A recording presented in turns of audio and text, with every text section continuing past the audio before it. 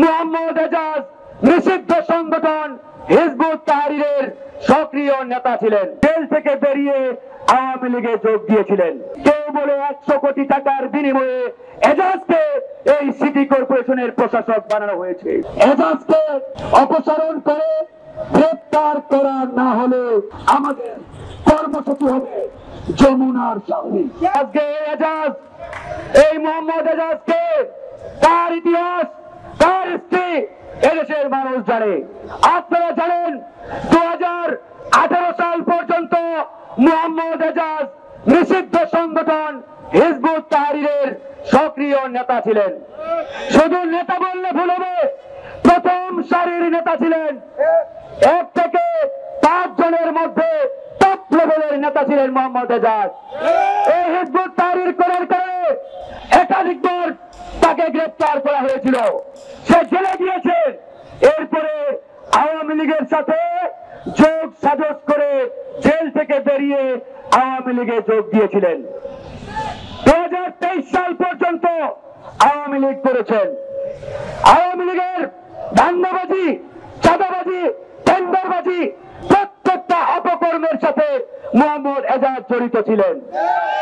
এরপরে হঠাৎ করে আন্দোলন সংগ্রাম শুরুর পরে খোলস পাল্টে এই সরকারের নব্য বিপ্লবী, যাদেরকে আমরা বলি 2 দিনের বৈরাগী, সেই স্থানীয় সরকার উপদেষ্টা আসিফ মাহমুদের সাথে তলে তলে গোপন চুক্তি করে এই এজাজ আজকে সিটি কর্পোরেশনের জমিদার বনে গেলেন। প্রিয় ভাইরা আমার, আপনারা বলেন কোন আওয়ামী দালাল নিষিদ্ধ সংগঠনের সদস্যকে এই সিটি কর্পোরেশনের চেয়ারে আমরা মেনে নেব কিনা? যদি আমরা মেনে না নেই, আজকে থেকে সিদ্ধান্ত নিতে হবে এই এজাজকে এই সিটি কর্পোরেশন ভবনে আমরা প্রবেশ করতে দেব না। আমরা কোন এই নিষিদ্ধ সংগঠন, ওই আওয়ামী দালাল, ওই রয়ের দালালকে এরকম একটি প্রতিষ্ঠানের প্রধানের চেয়ারে আর 1 মিনিটে দেখতে চাই না। ইতিমধ্যে খবর বেরিয়েছে ওই স্থানীয় সরকার উপদেষ্টা আসিফ মাহমুদের সাথে মোটা একটা অঙ্কের, অনেকেই বলে 80 কোটি, কেউ বলে 100 কোটি টাকার বিনিময়ে এজাজকে এই সিটি কর্পোরেশনের প্রশাসক বানানো হয়েছে। এই যে কথা, সেটা হতে পারে জনশ্রুতি, সেটা হতে পারে অন্য কোনো কথা, কিন্তু এদের কর্মকাণ্ডে এটা পরিষ্কার যে মোটা অঙ্কের লেনদেনের বিনিময়ে এরকম একজন আওয়ামী দোসরকে এই সিটি কর্পোরেশনের চেয়ারে বসানো হয়েছে। আজকে আমরা অবাক হয়ে যাই। হাসিনার আমলে দেখতাম 1 দেশে 2 আইন, হাসিনা এবং তার পরিবারের জন্য 1 রকম আইন, আর বিরোধী দল জনগণের জন্য আরেক আইন। ঠিক একই ফর্মুলা এই বর্তমান সরকারের আমলে আমরা দেখতে পাচ্ছি। ইতিমধ্যে দেখেছেন ঢাকা দক্ষিণের সিটি কর্পোরেশনের মেয়র হিসাবে ইসরাককে আদালত রায় দিয়েছে।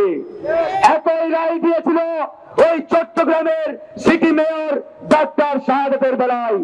ডাক্তার শাহাদাতকে শপথ বাক্য পাঠ করিয়ে তাকে চেয়ার দেওয়া হয়েছে, কিন্তু ইসরাককে দেওয়া হয় নাই। ওই বরিশালে ইসলামী আন্দোলনের নায়েব আমির মুফতি ফয়জুল করিমকেও দেওয়া হয় নাই। তাহলে আপনি ওই হাসিনার আমলের মতো 1 দেশ 2 আইন এই ফর্মুলায় দেশ চালাবেন, উপদেষ্টার চেয়ারে বসে ওই এসির বাতাস খাবেন, আর এদেশের জনগণ আপনাদের এই 2 নম্বরই এই বাটপারি চোখ বুঝে সহ্য করবে, এটা মেনে নেওয়া হবে না। আমরা পরিষ্কার ভাবে একটা আলটিমেটাম এই সরকারকে দিতে চাই।